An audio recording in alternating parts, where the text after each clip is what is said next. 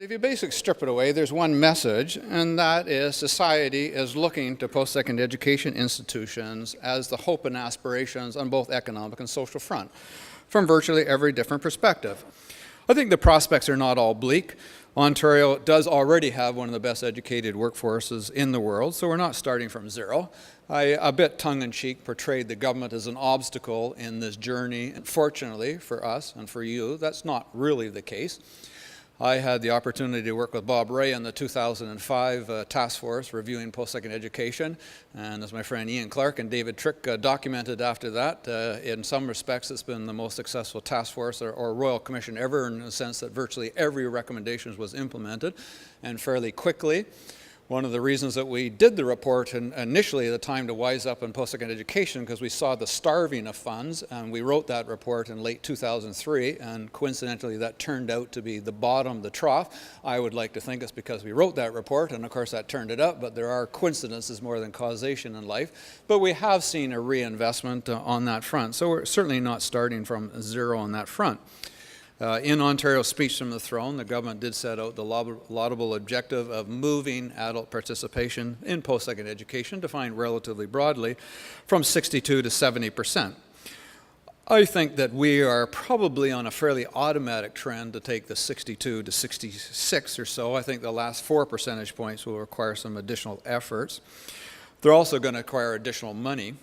My colleague Shahrzad Fard and I, when we were writing our last report, we dropped in on the ministry and asked them how much money and where it was coming and how they communicated that at universities, and it was like we had raising that for the first time to their attention. I didn't really have a sense that they had thought about that very much.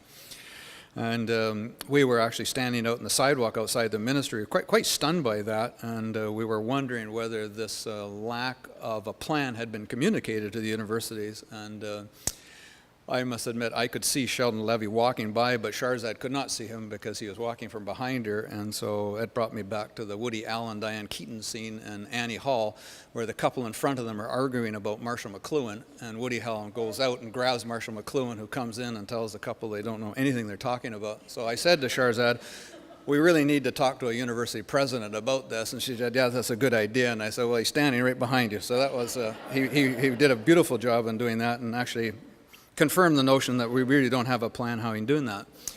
But the second dimension of it, I think if we're going to get to 70, and we should do that, it will require drawing in students from cohorts that have not traditionally gone on to post-secondary education. I suspect most of the children and the grandchildren of the people in this room go on, and that's a fairly automatic process. Most of you have been to post-secondary education. You have the financial wherewithal. You have the financial literacy, and your children have the financial literacy. But there are other socioeconomic groups in which their parents have not gone on, which they do not have the financial wherewithal, and which, as we have seen from surveys done from the CLC and others, have an appalling lack of financial literacy, and in fact a combination is the most dangerous, in which they tend to dramatically underestimate the value of an education, but dramatically overestimate the ability to tap into various different funds. And so in that biased perception of the costs and benefits, seemingly making rational decisions by not pursuing post-secondary education. I wanted to turn now to the university research. Of course, I was there at the ground zero on that, and essentially the Chrétien government decided to massively increase the investment in R&D beginning in 1997-98 to the point in 7 years actually tripled the overall funding. I was very supportive of that. I was very supportive at the time now. In part because it addresses a weakness that we had then and we continue to have, and that weakness is in the private sector. We have very low private sector effort in R&D. We have roughly 30% of all the non-direct government R&D being done by the post-secondary education sector, which is exactly what the OECD, double what the OECD average is. That's a testament, obviously, to the strength of research in the universities, but also a reflection of the weakness in the private sector. Unlike my competitors in other banks and unlike my competitors in the government, I always liken myself to the general manager of Sam Pollock. I always used to try to go for the first draft picks. Why get somebody who's worked for 10 or 15 years that's never really shone somewhere else? I mean, I don't think I'm that good that I'm going to turn somebody into a star who's never been a star. Mine was always get the recent graduate, try to get him a draft pick.